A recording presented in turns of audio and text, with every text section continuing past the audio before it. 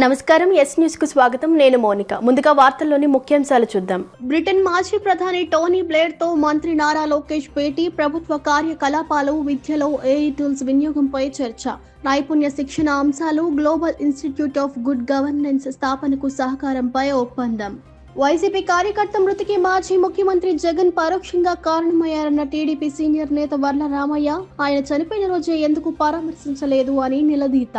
విద్యార్థుల బంగారు భవిష్యత్ ధ్యేయంగా కూటమి ప్రభుత్వం పనిచేస్తుంది అన్న సెంట్రల్ ఎమ్మెల్యే బోండా ఉమా. ఇచ్చిన హామీ ప్రకారం తల్లికి వందనం అమలు చేశానని వెల్లడి. బ్రిటన్ మాజీ ప్రధాని టోనీ బ్లేర్ తో మంత్రి లోకేష్ భేటీ అయ్యారు. ఢిల్లీలోని తాజ్ ప్యాలెస్ లో ఆయనతో సమావేశమైన లోకేష్ పలు అంశాలపై చర్చించారు. గత ఏడాది జూలైలో టోనీ బ్లేర్ ను లోకేష్ ముంబైలో కలిశారు. ఆంధ్రప్రదేశ్ ప్రభుత్వ కార్యకలాపాలు, విద్యా వ్యవస్థలో ఏఐ టూల్స్ ను ఉపయోగించడానికి Tony Blair institute for global change TBI ద్వారా సహకరించేందుకు టోనీ బ్లేర్ అంగీకారం తెలిపారు. ఒప్పందం కుదిరిన తర్వాత ఏ మేరకు పురోగతి సాధించారు అనే అంశంపై టోనీ బ్లేర్, లోకేష్ సమావేశమై ఇవాళ సుదీర్ఘంగా సమీక్షించారు.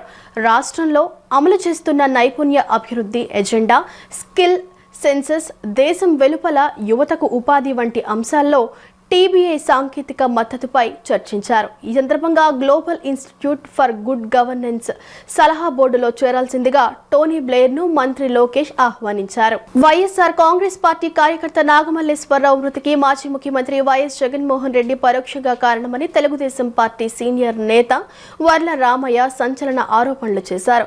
నాగమల్లేశ్వరరావును బెట్టింగ్ కింగ్ గా అభివర్ణించిన రామయ్య జగన్ గెలుస్తాడు అనే నమ్మకంతో ఆయన పెద్ద మొత్తంలో బెట్టింగ్లు కాసినట్లు తెలిపారు. నాగమల్లేశ్వరరావు చనిపోయిన రోజే ఓదార్పు యాత్ర ఎందుకు చేయలేదు అని వర్ల రామయ్య ప్రశ్నించారు. వైఎస్ఆర్ కాంగ్రెస్ పార్టీ కార్యకర్త నాగమల్లేశ్వరరావు మృతికి మాజీ ముఖ్యమంత్రి వైఎస్ జగన్మోహన్ రెడ్డి పరోక్షంగా కారణమని తెలుగుదేశం పార్టీ సీనియర్ నేత వర్ల రామయ్య సంచలన ఆరోపణలు చేశారు. ఎన్నికల ఫలితాల తర్వాత నాగమల్లేశ్వరరావు మరణించారని, ఆ సమయంలో జగనే ఆపద్ధర్మ ముఖ్యమంత్రిగా ఉన్నారు. వైనాట్ 175 అంటూ జగన్ పదే పదే చేసిన నినాదం వైసీపీ కార్యకర్తల మనసుల్లో బలంగా నాటుకుపోయిందని, మనమే అధికారంలోకి వస్తున్నామని ఆయన నమ్మవలికారని అన్నారు. నాగమల్లేశ్వరరావును బెట్టింగ్ కింగ్ గా అభివర్ణించిన రామయ్య జగన్ గెలుస్తాడనే నమ్మకంతో ఆయన పెద్ద మొత్తంలో బెట్టింగ్లు కాసినట్లు తెలిపారు. వైసీపీ గెలుస్తుందని ఆయన భారీగా పందెం వేశారని, అంతేకాకుండా ఇతర గ్రామాల నుంచి కూడా బెట్టింగ్ కు సంబంధించిన లక్షలాది రూపాయలు ఆయన వద్దకు చేరాయన్నారు. వాటిని కూడా మళ్లీ బెట్టింగ్ లో పెట్టారని చెప్పారు. వైనాట్ 175 అని జగన్ చెప్పిన మాటతో ఆ వైసీపీ క్రియాశీలక కార్యకర్త కొంప మునిగిందని, పరోక్షంగా జగనే ఆయనను ఆత్మహత్యకు పూరిగొల్పారు. జగన్ పదే పదే చెప్పటం వల్లే ఆయన పూర్తి విశ్వాసంతో బెట్టింగ్ పెట్టారు అని వర్ల రామయ్య ఆరోపించారు. జూన్ 4వ తేదీన ఎన్నికల ఫలితాలు వెలువడిన తర్వాత నాగమల్లేశ్వరరావుపై ఒత్తిడి పెరిగిందని రామయ్య వివరించారు. చంద్రబాబు నాయుడు జూన్ 12న ముఖ్యమంత్రిగా ప్రమాణ స్వీకారం చేశారు. కానీ అప్పటి వరకు జగన్ ప్రభుత్వమే అధికారంలో ఉందన్నారు. నాగమల్లేశ్వరరావు చనిపోయిన రోజే ఓదార్పు యాత్ర ఎందుకు చేయలేదు అని వర్ల రామయ్య ప్రశ్నించారు. సార్, అందరికీ నమస్కారం అండి. గౌరవ జగన్మోహన్ రెడ్డి గారు ఈరోజు ఒక విచిత్రమైన ఓదార్పు యాత్ర చేశారు పల్నాడు జిల్లాలో. సంవత్సరం క్రితం, పోయిన సంవత్సరం ఏప్రిల్ నెలలో ఎన్నికల కౌంటింగ్ జరిగిన నేపథ్యంలో వాళ్ళ పార్టీ కార్యకర్త కొర్లకుంట నాగమల్లేశ్వరరావు అనే అతను ఆత్మహత్య చేసుకొని చనిపోయాడు అని సంవత్సరం 2 నెలల తర్వాత ఈ రోజున అతన్ని ఓదార్చడానికి ఓదార్పు యాత్ర పేరిట బయలుదేరాడు ఆయన. నేనంటున్నాను, ఈ రోజున జగన్మోహన్ రెడ్డి గారు చేసిన ఈ ఓదార్పు యాత్ర పేరిట చేసిన ఈ యాత్ర, this is nothing but a vulgar exhibition of his wealth. అతనుకున్న అవినీతి సంపదని ఒక్కసారి ఎక్స్పోజ్ చేసుకున్నాడు. నా దగ్గర ఉన్న అవినీతి సొమ్ముతో నేను జనాన్ని ఏ రకంగా మాయ చేయగలనని చెప్పి ఈరోజు యాత్ర ద్వారా అతను చెప్పాడు తప్పితే అది నిజమైన యాత్ర కాదు. నిజమైన యాత్ర అయితే చనిపోయిన వెంటనే వెళ్ళి పలకరించాలి. అప్పుడు ఖాళీగా ఉన్నాడు ఆయన. 4వ తారీఖు ఎన్నికల ఫలితాలు వచ్చినాయి. కానీ చంద్రబాబు నాయుడు గారి ప్రభుత్వం అతను ఆత్మహత్య ప్రయత్నం చేసే రోజుకి చంద్రబాబు నాయుడు గారు ముఖ్యమంత్రి కాదయ్యా జగన్మోహన్ రెడ్డి. మీరే ఆపద్ధర్మ ముఖ్యమంత్రిగా ఉన్నారు. నాకు తెలిసి మీరే ఆపద్ధర్మ ముఖ్యమంత్రి. 4వ తారీఖున ఎన్నికల ఫలితాలు వచ్చినాయి. 5వ తారీఖున అతను గడ్డి మందు తాగాడు, ఆసుపత్రికి తీసుకెళ్లారు, చికిత్స పొందుతూ 9వ తారీఖున చనిపోయాడు. Everybody nose. ఇక్కడ ఎఫ్ఐఆర్ కూడా ఉన్నది దానికి సంబంధించి. This is the FIR. Crime number 126/2024 under section 174 CrPC of Sattenapalli town police station. This is the FIR అతని ఆత్మహత్య గురించి. ప్రతి విద్యార్థి ఉజ్వల భవిష్యత్తు ధ్యేయంగా రాష్ట్ర ప్రభుత్వం విద్యాభివృద్ధికి పెద్దపీట వేస్తోందని ప్రభుత్వ విప్ సెంట్రల్ శాసనసభ్యులు బోండా ఓము మహేశ్వరరావు అన్నారు. దేశంలో ఏ రాష్ట్రంలోనూ అమలు జరగని అద్భుత పథకం తల్లికి వందనమని చెప్పారు. రాష్ట్ర ప్రభుత్వం ఎన్నికల ముందు హామీ ఇచ్చిన విధంగా తల్లికి వందనం పథకాన్ని సమర్థవంతంగా అమలు చేసిందని, ఎంతమంది చదువుకునే పిల్లలు ఉంటే అంతమందికి తల్లుల ఖాతాలలో నగదు జమ చేసి రికార్డు సృష్టించిందని చెప్పారు. తల్లికి వందనం పథకాన్ని అమలు చేసి తల్లుల ఖాతాలలో నగదు జమ చేసినందుకు రాష్ట్ర ముఖ్యమంత్రి నారా చంద్రబాబు నాయుడు చిత్రపటానికి 64వ డివిజన్ కండ్రిక సుబ్బారెడ్డి స్కూల్లో పాలాభిషేకాన్ని నిర్వహించారు. ఈ సందర్భంగా విద్యార్థులతో కలిసి చంద్రబాబు, లోకేష్ చిత్రపటాలకు పాలాభిషేకం నిర్వహించిన ఎమ్మెల్యే బోండా ఓము మహేశ్వరరావు అనంతరం కేక్ కట్ చేసి చిన్నారులకు మిఠాయిలు తినిపించారు. అనంతరం బోండా ఓము మహేశ్వరరావు మాట్లాడుతూ గత 5 ఏళ్లు వైసీపీ ప్రభుత్వ పాలనలో విద్యారంగం కుంటుపడిందన్నారు. అమ్మఒడి పేరుతో విద్యార్థులకు అరకొర సంక్షేమాన్ని వైసీపీ ప్రభుత్వం అందించిందన్నారు. కేవలం 20 లక్షల మంది విద్యార్థులకే అమ్మఒడి వైసీపీ ప్రభుత్వం అందించగా ప్రస్తుతం టీడీపీ ప్రభుత్వం 70 లక్షల మందికి అక్షరాల 10,000 కోట్ల రూపాయలను తల్లుల ఖాతాల్లో జమ చేసిందన్నారు. ఒక్క విద్యార్థికే గత ప్రభుత్వం అమ్మఒడి అందిస్తే ప్రస్తుత టీడీపీ ప్రభుత్వం ఎంతమంది పిల్లలు ఉంటే అంతమందికి జమ చేసి చరిత్ర సృష్టించింది అని అన్నారు. సంక్షేమ పథకాలు అంటే టీడీపీ ప్రభుత్వం అని మహిళలు సంతోషం వ్యక్తం చేస్తున్నారని, ప్రభుత్వ పాఠశాలలో చదివే విద్యార్థుల ఉజ్వల భవిష్యత్తు కాంక్షిస్తూ ప్రభుత్వం విద్యాభివృద్ధికి పెద్దపీట వేస్తోందని వివరించారు. డివిజన్ టీడీపీ అధ్యక్షుడు కె రవికుమార్ నేతృత్వంలో జరిగిన ఈ కార్యక్రమంలో డివిజన్ టీడీపీ నాయకులు పలగాని భాగ్యలక్ష్మి, ఎస్కే బాబు, సతీష్ తదితరులు పాల్గొన్నారు. దేశంలో ఏ రాష్ట్రంలో జరిగినటువంటి కార్యక్రమం, సంక్షేమ కార్యక్రమం తల్లికి వందనం. గతంలో ఎంతమంది పిల్లలు ఉంటే అంతమందికి ఇస్తామని చెప్పి తల్లికి వందనం గత ప్రభుత్వం మోసం చేసి ఒక బిడ్డకే ఇచ్చారు. కానీ ఎన్నికల ముందు చెప్పాం, మేము అధికారంలోకి వచ్చినాక పిల్లలు ఎంతమంది ఉంటే అంతమందికి డబ్బులు ఇస్తామని చెప్పాం.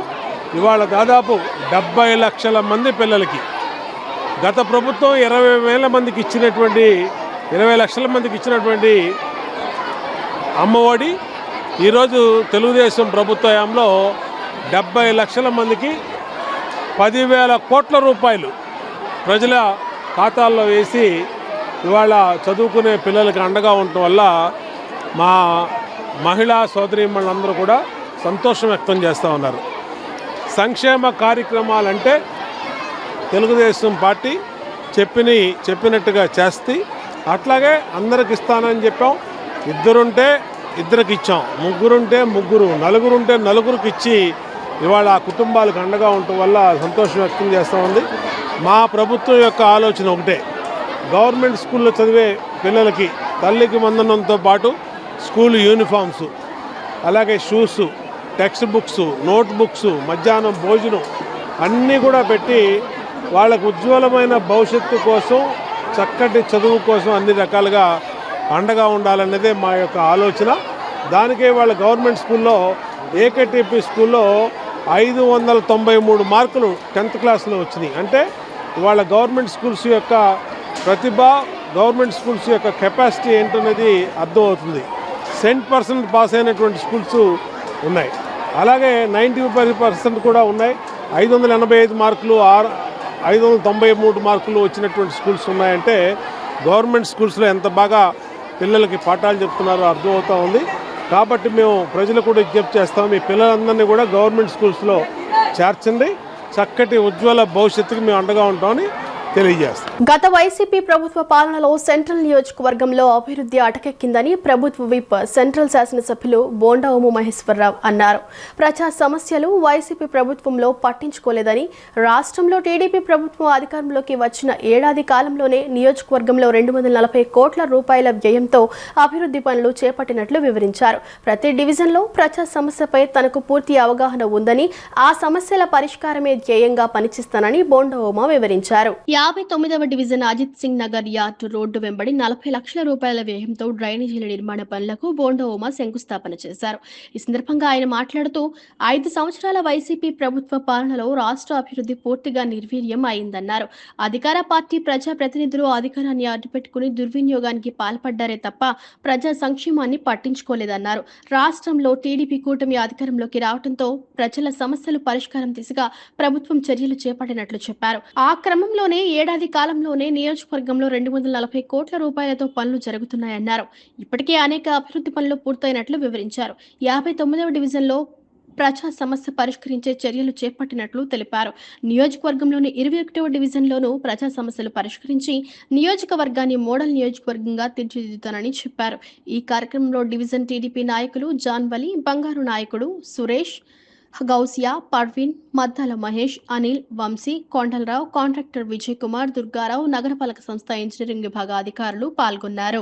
తెలుగుదేశం ప్రభుత్వం అధికారంలోకి వచ్చినాక గత సంవత్సర కాలంలో సెంట్రల్ నియోజకవర్గంలో 240 కోట్ల పైబడి అభివృద్ధి పనులకు కేటాయించాం.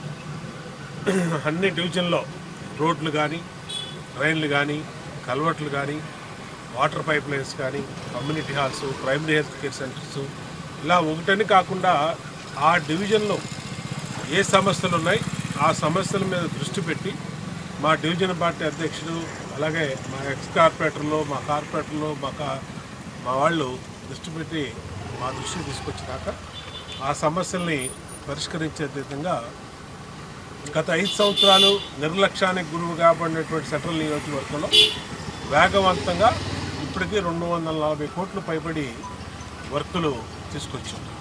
దీంట్లో ఇవాళ 59వ డివిజన్లో 50 లక్షల రూపాయలు సుమారుగా మరి కల్వర్ట్లు కానీ, అలాగే పైప్ లైన్లు కానీ, రోడ్లు కానీ దాన్ని శంకుస్థాపన చేయడం జరిగింది. దీన్ని ఇంకా ముందు రాబోయే రోజుల్లో ఇంకా ఈ డివిజన్లో ప్రతి రోడ్డు, ప్రతి కల్వర్టు దృష్టి పెడతాం. అన్నిటిని కూడా పెద్ద ఎత్తున నిర్మిస్తాం. అన్ని రకాలుగా కూడా ఈ డివిజన్ని డెవలప్ చేస్తాం. ఈ నియోజకవర్గాన్ని ఒక మోడల్ నియోజకవర్గంగా తీసుకురావడమే లక్ష్యంగా పనిచేస్తామని తెలియజేస్తూ మన ఒక మంచి కార్యక్రమంలో భాగస్వాములైన మా పార్టీ నాయకులందరూ కూడా హృదయపూర్వకంగా అభినందిస్తాం. విజయవాడ రామలింగేశ్వర్ నగర్ కట్ట ప్రాంతంలో రక్షణ గోడ వెంబడి కృష్ణానదిలో భవన నిర్మాణ వ్యర్థాలు ఎవరైనా డంప్ చేస్తే భవిష్యత్తులో నది నీటి ప్రవాహానికి ఆటంకంగా మారే ప్రమాదం ఉందని స్వచ్ఛాంధ్ర కార్పొరేషన్ చైర్మన్ కొమ్మారెడ్డి పట్టాభిరామ్ అన్నారు. నదిలో భవన నిర్మాణ వ్యర్థాలు వేసిన వారికి భారీ జరిమానాలు విధిస్తామని హెచ్చరించారు. భవన నిర్మాణ రంగ బిల్డర్స్తో బాధ్యతగా వ్యవహరించాలని, పర్యావరణ పరిరక్షణకు సహకరించాలని కోరారు. Construction and demolishing waste processing plant ను విజయవాడలో అతి త్వరలో ప్రారంభించబోతున్నామని చెప్పారు. విజయవాడ రామలింగేశ్వర్ నగర్ కట్ట ప్రాంతంలో రక్షణ గోడ వెంబడి కృష్ణా నదిలోకి భవన నిర్మాణ రంగ వ్యర్థాలు నదిలో డంపింగ్ చేస్తున్నారని మీడియా ద్వారా తెలుసుకున్న స్వచ్ఛాంధ్ర కార్పొరేషన్ చైర్మన్ కొమ్మారెడ్డి పట్టాభిరామ్ విజయవాడ నగరపాలక సంస్థ అధికారులతో కలిసి పరిశీలించారు.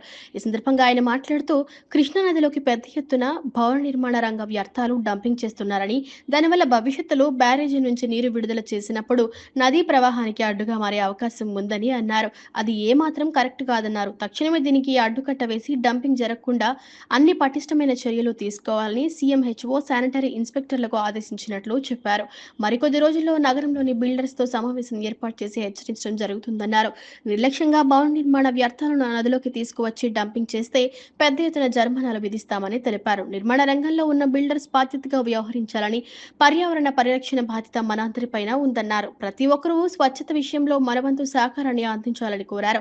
Construction and demolishing waste processing plant ను విజయవాడలో అతి త్వరలో ప్రారంభించబోతున్నామని అన్నారు. 2014లో ముఖ్యమంత్రిగా చంద్రబాబు ప్రాసెసింగ్ ప్లాంట్ ను ప్రారంభించారని, వైసీపీ ప్రభుత్వం వచ్చిన తర్వాత నిర్లక్ష్యం చేశారని, ప్రాసెసింగ్ ప్లాంట్లను పునః ప్రారంభిస్తామని చెప్పారు. భవన నిర్మాణాల నుంచి వచ్చిన వ్యర్థాలను ప్రాసెస్ చేస్తే పేవర్ బ్లాక్స్ వంటి వస్తువులు తయారు చేసుకోవచ్చని చెప్పారు.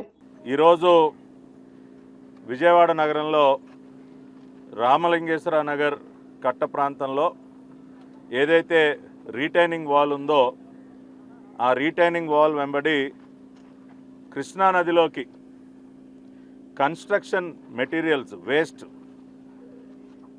ఏదైతే ఉందో అదంతా కూడా డంపింగ్ జరుగుతూ ఉంది. నదిలో పెద్ద ఎత్తున ఈ కన్స్ట్రక్షన్ అండ్ డెమాలిషన్ వేస్ట్ ఏదైతే ఉందో భవన నిర్మాణాలకు సంబంధించి వ్యర్థాలు ఏవైతే ఉంటాయో అవన్నీ కూడా పెద్ద ఎత్తున నదిలో డంప్ చేస్తున్నారన్నటువంటి విషయాన్ని మీడియా ద్వారా తెలుసుకుని ఈ రోజున ఈ ప్రాంతానికి మున్సిపల్ కార్పొరేషన్లో ఉన్నటువంటి ఉన్నతాధికారులందరినీ కూడా వెంట పెట్టుకుని ఇక్కడికి రావటం జరిగింది. ఇక్కడ ఉన్నటువంటి ఈ పరిస్థితిని కూడా గమనించినట్లయితే మీడియాలో వచ్చినటువంటి వార్త 100% నిజమని స్పష్టంగా అర్థమవుతూ ఉంది. పెద్ద ఎత్తున మరి కన్స్ట్రక్షన్ వేస్ట్ అంతా కూడా ఇక్కడ డంప్ చేస్తూ ఉన్నారు. దానివల్ల భవిష్యత్తులో మరి కృష్ణా బ్యారేజ్ నుంచి వాటర్ డిశ్చార్జ్ చేసినప్పుడు మరి ఆ వాటర్ ఫ్లోకి ఆ నదీ ప్రవాహానికి ఇవి అడ్డుగా మారేటటువంటి అవకాశం ఉంది. అది ఏమాత్రం కూడా కరెక్ట్ కాదు. కాబట్టి ఇప్పుడే మరి ఇక్కడ ఉన్నటువంటి నాతో వచ్చినటువంటి కార్పొరేషన్ ఉన్నతాధికారులకి ఆదేశాలు ఇవ్వటం జరిగింది. తెలుగు రాష్ట్రాల మధ్య మరలా ఉద్రిక్తతలకు దారితీసే పరిస్థితులు వస్తున్నాయని సిపిఐ రాష్ట్ర కార్యదర్శి రామకృష్ణ అన్నారు. గోదావరి బనకచర్ల ప్రాజెక్టును అడ్డుకోవాలని తెలంగాణలోని పార్టీలన్నీ ఒక తాటిపైకి వచ్చి పోరాటం చేసేందుకు సిద్ధమవుతున్నారని, కానీ మన రాష్ట్రంలో మాత్రం అఖిలపక్ష పార్టీలను పిలవకపోవటం విడ్డూరంగా ఉందన్నారు. ఈ ప్రాజెక్ట్ విషయాలను బయటకు చెప్పడానికి ప్రభుత్వం ఎందుకు వెనకాడుతుందని అన్నారు. విజయవాడ దాసరి భవన్లో మీడియాతో మాట్లాడిన ఆయన కార్పొరేట్ విద్యా సంస్థలు బుక్స్, స్కూల్ యూనిఫామ్స్ పేరుతో విద్యార్థుల తల్లిదండ్రులను దోచుకుంటున్న ప్రభుత్వం పట్టించుకోవటం దుర్మార్గమని అన్నారు. ఏఎస్ఎఫ్ నాయకులపై పోలీసులు వ్యవహరించిన తీరును ఖండిస్తున్నామన్నారు. ఇండియా పాక్ మధ్య యుద్ధాన్ని తానే ఆపానని ట్రంప్ పదే పదే చెబుతున్నా మన ప్రధాని ఎందుకు స్పందించడం లేదని అన్నారు. మిత్రులందరికీ నమస్కారాలు. ఇవాళ ఇండియా పాకిస్తాన్ యుద్ధం ముగిసిన వారాలు గడిచిపోయినా సరే అమెరికా అధ్యక్షుడు డొనాల్డ్ ట్రంప్ గారు మన భారతదేశ పరువు ప్రతిష్టలను పదే పదే ఆయన మంట కలుపుతూ ఉన్నాడు. మరి మన ప్రైమ్ మినిస్టర్ మోడీ గారు, మన సెంట్రల్ గవర్నమెంటు, మన బీజేపీ నాయకులు మరి వారేం చెప్తారో నాకైతే అర్థమే కావడం లేదు.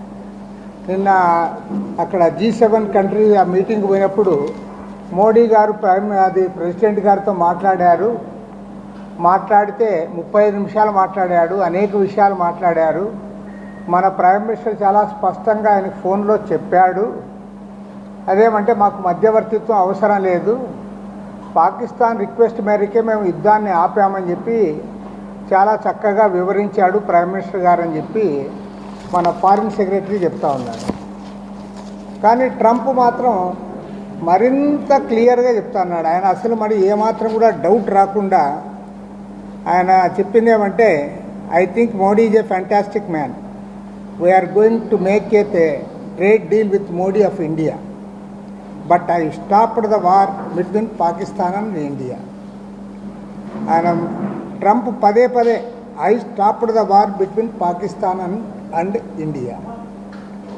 అదే మీకు ఏమన్నా సిగ్గవుతా ఉందా అని అడుగుతా ఉన్నా. ప్రైమ్ మినిస్టర్ నరేంద్ర మోడీకి కానీ, లేదా డిఫెన్స్ మినిస్టర్కి కానీ, మన సెంట్రల్ గవర్నమెంట్కి కానీ, లేదా బీజేపీ నాయకులకు కానీ మీకేమన్నా కొద్దిగా సిగ్గు ఎగ్గు ఉందా అని అడుగుతా ఉన్నా. ఆయన పదే చెప్తా ఉన్నాడు.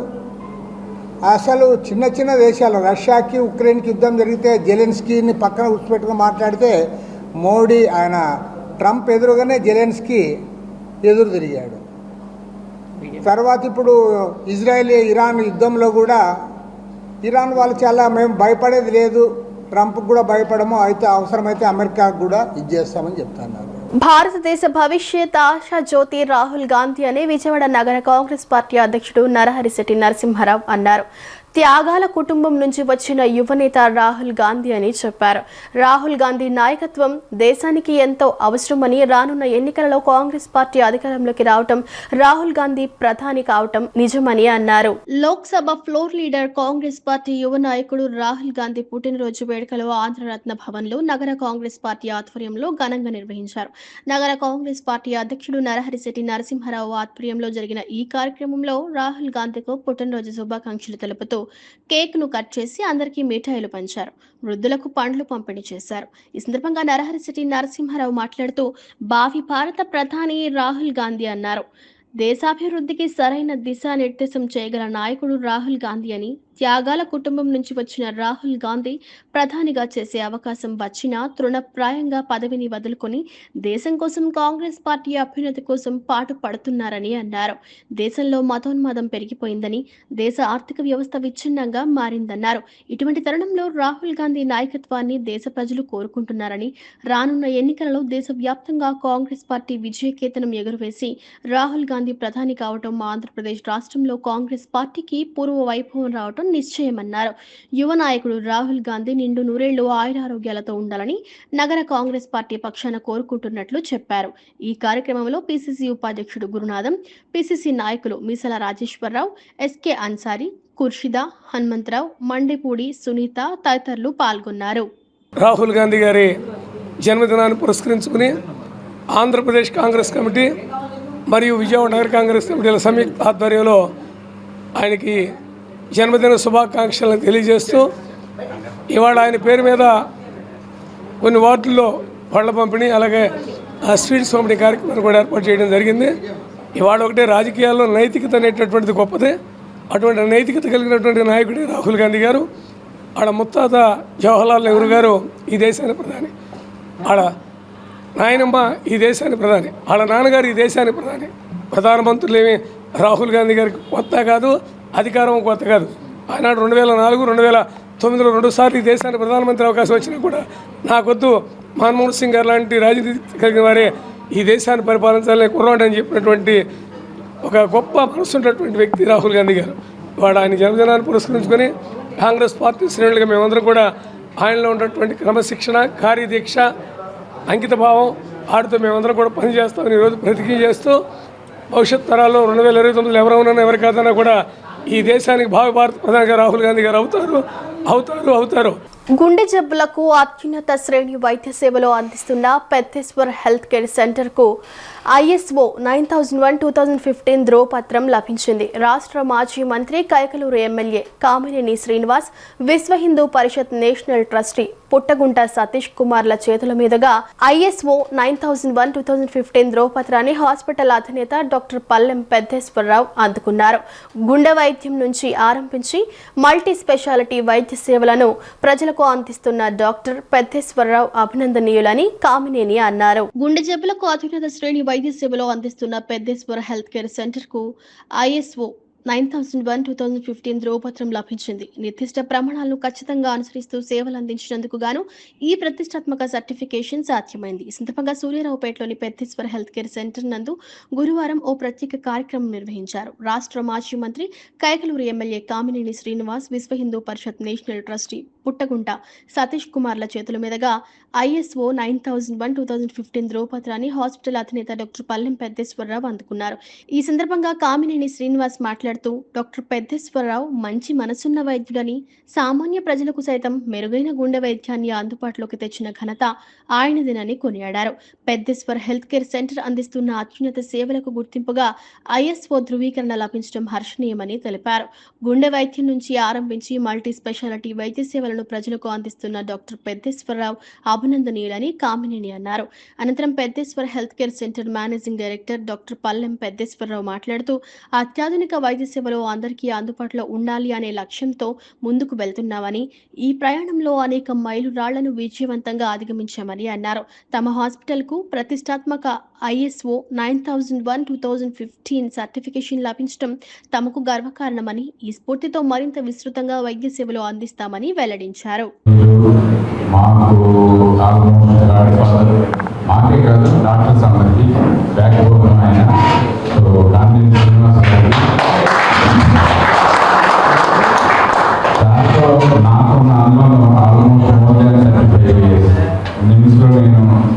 పిఎం చేసేటప్పుడు సార్ పరిచయం నాకు. అప్పటి నుంచి ఇప్పటి వరకు ఆయనతో మా అనుబంధం సంవత్సరం దేనికైనా మేము ఆయన్ని ముందు తీసుకోవాలి.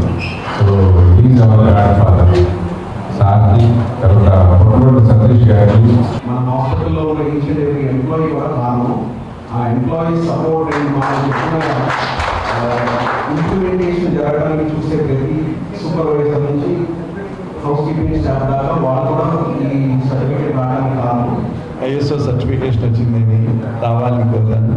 కాబట్టి తప్పకుండా వస్తానని ఈ సభకి అధ్యక్షుడు వచ్చిన సోదరుడు సతీష్ గారికి, అలాగే డాక్టర్ పెద్దేశ్వరరావుకి, డాక్టర్ ఆకాష్కి, అలాగే శివయ్య గారికి, ఆల్పాడు శివయ్య వచ్చిన చాలామంది మిత్రులకి అందరికీ పేరు పేరు నమస్కరిస్తూ, అందరికీ హాస్పిటల్ అనేసరికి మనం మ్యాండేటరీగా ఈ ఐఎస్ఓ సర్టిఫికేట్ ఉండాలి. ఎందుకంటే ఫర్ వేరియస్ రీజన్స్ మనం ఒకటి కొన్ని డిసీజెస్ మనకు శానిటేషన్ సరిగ్గా లేకుండానే వస్తాయి. మన హాస్పిటల్కి వచ్చిన తర్వాత ఇక్కడ లేకపోతే డెఫినెట్గా వచ్చిన పేషెంట్కి ఉన్న దానికి కాకుండా హాస్పిటల్ ఎక్వైర్డ్ ఇన్ఫెక్షన్స్ వస్తూ ఉంటాయి, క్రాస్ ఇన్ఫెక్షన్స్. బయటకన్నా ఇక్కడ స్టాండ్ నెగ్లెక్ట్ చేస్తే చాలా రెసిస్టెంట్ టైప్ ఆఫ్ ఇవి వస్తూ ఉంటాయి. అందుకని డెఫినెట్గా ఐఎస్ఓ సర్టిఫికేట్ ఉంటే నమ్మకం. అది ఏ హాస్పిటల్ అయినా పేషెంట్ సెంట్రిక్గా ఉండాలి. బట్ వాళ్ళకే కాదు, ఇక్కడ పనిచేసే వాళ్ళకి కూడా చాలా ఉపయోగం. హాస్పిటల్లో పనిచేస్తూ ఉంటారు, లేకపోతే ఇంటికి వెళ్ళిన తర్వాత వాళ్ళ ఇంట్లో ఫ్యామిలీ మెంబర్స్కి వీళ్ళందరికీ కూడా ఇబ్బంది అవుతుంది. వెళ్ళి మనం చూసాం, మనం కరోనాలో ఎంత ఇళ్ళకలగానే అందరూ స్నానాలు చేసి అన్నీ చేసి ఇంత కష్టపడి వెళ్ళి మళ్ళీ చేసి ఉన్నాయి. ఆ సర్టిఫికేట్ చాలా చాలా అవసరం. డిమాండ్ల సాధనకు మున్సిపల్ ఇంజనీరింగ్ కార్మికులు కార్యాచరణ ప్రకటించారు. రేపు కలెక్టరేట్ కార్యాలయాల ముట్టడి, 21న ఎమ్మెల్యే కార్యాలయాల ముట్టడి, 24న రాష్ట్ర వ్యాప్తంగా ఇంజనీరింగ్ కార్మికుల కుటుంబాలతో కలిసి ఆందోళన చేయనున్నట్లు యూనియన్ ఉపాధ్యక్షులు జయపాల్ ప్రకటించారు. ప్రభుత్వం తమ డిమాండ్లు నెరవేర్చేలా నిర్ణయం తీసుకోవాలని, లేని పక్షంలో 25న ఆమరణ దీక్ష చేస్తామని హెచ్చరించారు. తమ సమస్యల పరిష్కారం కోరుతూ మున్సిపల్ ఇంజనీరింగ్ కార్మికులు చేపట్టిన నిర్వాధిక సమ్మె 44వ రోజుకి చేరుకుంది. ఈ సందర్భంగా అంబేద్కర్ చిత్రపటానికి వినతి పత్రం సమర్పించారు. అనంతరం యూనియన్ ఉపాధ్యక్షులు జైపాల్ మాట్లాడుతూ, గత 44 రోజులుగా తాము సమ్మెలోకి వెళ్లి ఆందోళన చేస్తున్నా ప్రభుత్వం తమను పట్టించుకోవడం లేదని ఆవేదన వ్యక్తం చేశారు. తాము సహనం కోల్పోయామని, ఈ నేపథ్యంలో కార్యాచరణ ప్రకటిస్తున్నామని చెప్పారు. రేపు కలెక్టరేట్ కార్యాలయాలను ముట్టడించనున్నట్లు తెలిపారు. 21న ఎమ్మెల్యే కార్యాలయాల ముట్టడి, 24న రాష్ట్ర వ్యాప్తంగా ఉన్న మున్సిపల్ ఇంజనీరింగ్ కార్మికుల కుటుంబాలతో కలిసి ఆందోళన చేయనున్నట్లు ప్రకటించారు. ప్రభుత్వం తమ డిమాండ్లు నెరవేర్చేలా నిర్ణయం తీసుకోవాలని, లేని పక్షంలో 25న ఆమరణ దీక్ష చేస్తామని హెచ్చరించారు. చాలీచాలని జీతాలతో తాము బతకలేమని ఆవేదన వ్యక్తం చేశారు. కూటమి ప్రభుత్వం తమ సమస్యలను ఎందుకు పట్టించుకోవడం లేదని ప్రశ్నించారు. ఎన్నో ఏళ్లుగా పనిచేస్తున్నప్పటికీ తమకు వేతనాలు పెంచకపోవడం దారుణమన్నారు. తమకు వేతనాలు పెంచాలని, ఉద్యోగ భద్రత కల్పించాలని, తమ సమస్యలు పరిష్కరించాలని డిమాండ్ చేశారు. ఈ రోజున ఏపీలో మున్సిపల్ ఇంజనీరింగ్ కార్మికులు అవుట్సోర్సింగ్లో పనిచేసే ఇంజనీరింగ్ కార్మికులకి 13,000 మంది కార్మికులు ఈరోజు 44 రోజుల నుంచి రోడ్డు ఎక్కే పరిస్థితి వచ్చింది. ఎందుకు రోడ్డు ఎక్కే పరిస్థితి వచ్చిందంటే, ఈ రోజు కూడా చాలీని జీతాలతో 13,000 రూపాయల జీతంతో భార్య పిల్లల్ని, కుటుంబంలో పిల్లల్ని పోషించుకోవాలంటే, ఈ రోజున తల్లిదండ్రులను కూడా చూసుకోవాలంటే ఆ జీతంతో ఎలాగా బతుకుతామని ఈరోజు ఈ ప్రభుత్వాన్ని అడుగుతున్నాం. ఎందుకని ప్రభుత్వాన్ని అడుగుతున్నాం అంటే, మీ ప్రభుత్వం వచ్చిన తర్వాత అందరికీ మేలు చేస్తా అన్నారు, మరి ఎక్కడ మేలు జరగలేదు. మరి దానికి అనుగుణంగానే ఈరోజు మేము 44 రోజులైనా సరే సహనంతో, ఓపికగా, శాంతియుతంగా మరి ఈరోజు మేము ధర్నాలు చేస్తున్నా కానీ ప్రభుత్వం మమ్మల్ని పిలిచి న్యాయం చేయలేని పరిస్థితిలో మీరు ఈ రోజున ప్రభుత్వం వ్యవహరిస్తుంది.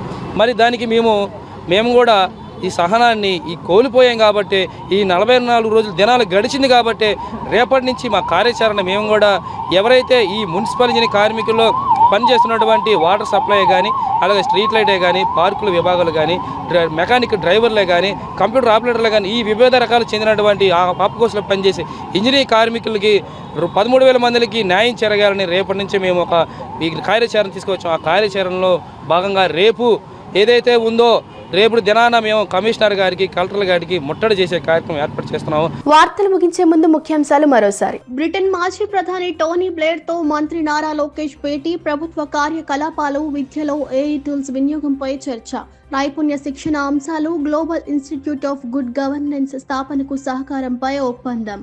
వైసీపీ కార్యకర్త మృతికి మాజీ ముఖ్యమంత్రి జగన్ పరోక్షంగా కారణమయ్యారన్న టీడీపీ సీనియర్ నేత వర్ల రామయ్య, ఆయన చనిపోయిన రోజే ఎందుకు పరామర్శించలేదు అని నిలదీత.